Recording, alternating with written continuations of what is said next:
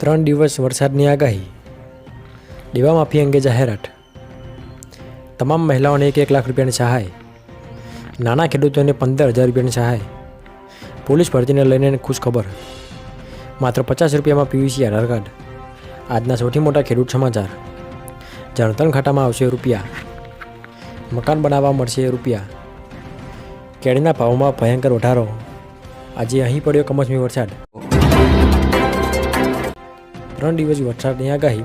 ગુજરાતના હવામાનના જાણકાર અંબાલાલ પટેલે એપ્રિલ અને મે મહિનામાં કમોસમી વરસાદ, ગરમી અને જૂન મહિનામાં કઈ તારીખે વરસાદ પડશે તેની આગાહી કરી છે. અંબાલાલ પટેલનું કહેવું છે કે ગુજરાતમાં 12 એપ્રિલથી 15 એપ્રિલ સુધીમાં આંધી, વંટોળ અને ગાજવીજ સાથે વરસાદ પડશે. એ પછી 16 એપ્રિલથી ગુજરાતમાં તાપમાન વધશે અને કેટલીક જગ્યાએ તો 43 ડિગ્રી સુધી તાપમાન પહોંચશે. મેમાં મહિનાના બીજા સપ્તાહમાં કંઈ આંધી, વંટોળ અને ગાજવીજ સાથે વરસાદ પડશે. 24 મેથી જૂન સુધી ગુજરાત, રોહિણી, નવક્ષેત્રનો વરસાદ પડશે. અંબાલાલ પટેલે કહ્યું કે 14 જૂનથી દક્ષિણ ગુજરાતમાં ચોમાસાનો પ્રારંભ થશે. દેવા માફી અંગે જાહેરાત. ગુજરાતના ખેડૂતોના માટે 1 લાખ કરોડનું દેવું. ગુજરાત આખા દેશમાં 9મા ક્રમે આવે છે. જો રાજ્યોની વાત કરીએ તો ગુજરાતમાં 47.51 લાખ ખેડૂતોએ કૃષિ લોન લીધી છે, જે 1 લાખ કરોડ રૂપિયાથી વધુ છે. સૌથી વધુ દેવું રાજસ્થાનના ખેડૂતોના પર છે. આંકડા મુજબ 99.97 લાખ ખેડૂતોએ બેંકો પાસેથી લોન લીધી છે.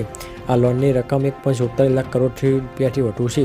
તાજેતરમાં નાણાં મંત્રાલયે કૃષિ લોન પર પૂછવામાં આવેલા પ્રશ્નોના જવાબમાં આ તમામ વિગતો જાહેર કરી હતી. તમામ મહિલાઓને 1 લાખ રૂપિયાની સહાય. રાજસ્થાનમાં ચૂંટણી પ્રચાર દરમિયાન જનસભાને સંબોધન કરતા કોંગ્રેસ નેતા રાહુલ ગાંધીએ મોટી જાહેરાત કરી હતી. તેમણે કહ્યું કે રાજ્યમાં કોંગ્રેસની સરકાર બનશે તો ગરીબી રેખા નીચે રહેલી દેશની તમામ મહિલાઓના બેંક ખાતામાં દર વર્ષે 1 લાખ રૂપિયા અને દર મહિને 8,500 રૂપિયા ટ્રાન્સફર કરવામાં આવશે. વધુમાં રાહુલે કહ્યું કે આ રકમ ત્યાં સુધી ટ્રાન્સફર કરવામાં આવશે જ્યાં સુધી જે તે પરિવાર ગરીબી રેખાની ઉપર ન આવી જાય. ત્યાર પછીના સમાચાર જાણીએ તો નાના ખેડૂતોને 15,000 રૂપિયાની સહાય. કેન્દ્ર સરકાર ખેડૂત, કારીગરો અને શ્રમિકોને પ્રોત્સાહન આપવા માટે તૈયાર છે. પીએમ વિશ્વકર્મા યોજનાની શરૂઆત 17 સપ્ટેમ્બર 2023ની શરૂ કરવામાં આવી છે. આ યોજના હેઠળ લાભાર્થીઓને ઓછા વ્યાજ દરે કોલ-લેટર ડેવલપમેન્ટ લોન ઉપરાંત ઈ-વાઉચર અથવા ટૂલકીટ પ્રોત્સાહન તરીકે દરેકને 15,000 રૂપિયા પણ મળશે. આ યોજના બિઝનેસ શરૂ કરવા માટે અને તેને વધારવા માટે પ્રથમ તબક્કામાં 1 લાખની લોન આપે છે. બીજા તબક્કા દરમિયાન આ યોજના કામદારોને 2 લાખ રૂપિયા સુધીની રાહત લોન પૂરી પાડે છે. આના પર વ્યાજ દર મહત્તમ 5% રહેશે.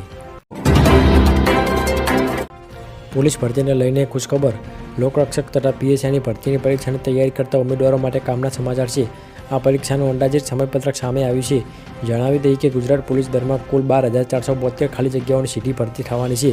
આ માટે પોલીસ ભરતી બોર્ડ દ્વારા ઓનલાઈન અરજીઓ મંગાવવામાં આ માટે ફોર્મ ભરવાની તારીખ પણ જાહેર થઈ ચૂકી છે. ત્યારબાદ માત્ર 50 રૂપિયામાં પીવીસી આધાર કાર્ડ.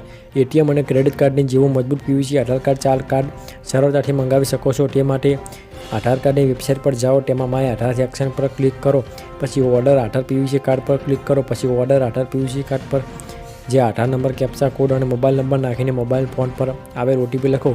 ત્યારબાદ 50 રૂપિયામાં પેમેન્ટ કરી દો. 15 દિવસમાં તમારા ઘરે પીવીસી આધાર કાર્ડ પહોંચી જશે. આજના સૌથી મોટા ખેડૂત સમાચાર. માર્કેટિંગ યાર્ડમાં ટુકડા ઘઉંની હરાજી કરવામાં આવી હતી. પ્રતિ એક મણના ભાવ 300 રૂપિયાથી લઈને 805 રૂપિયા સુધીના નોંધાયા હતા. આ ઉપરાંત બાજરીની હરાજી કરવામાં આવી હતી. બાજરીના પ્રતિ એક મણના નીચા ભાવ 351 રૂપિયાના રહ્યા હતા અને ઊંચા ભાવ 533 રૂપિયા સુધીના નોંધાયો હતો. માર્કેટિંગ યાર્ડમાં તલના 2533 રૂપિયા સુધીનો ભાવ નોંધાયા હતા.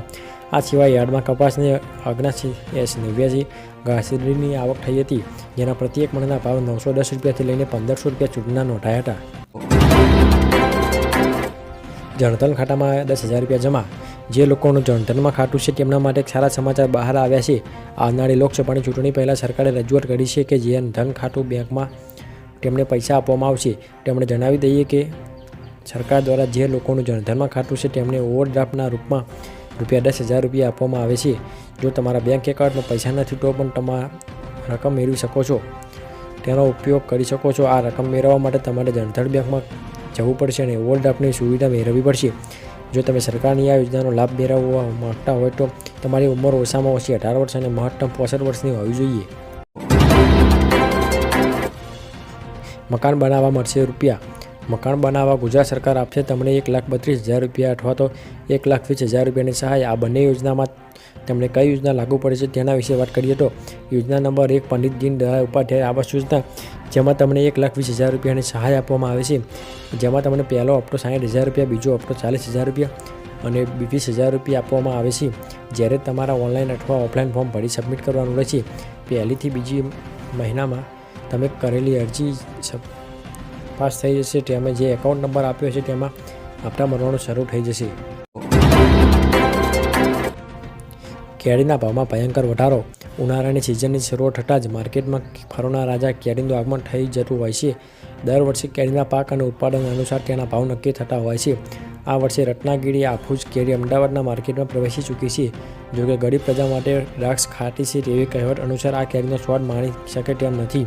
4 ડઝન રત્નાગીરી હાફૂસનો ભાવ ₹3200 થી ₹3500 સુધીનો બોલાઈ રહ્યો છે. આજે અહીં પડ્યો કમોસમી વરસાદ.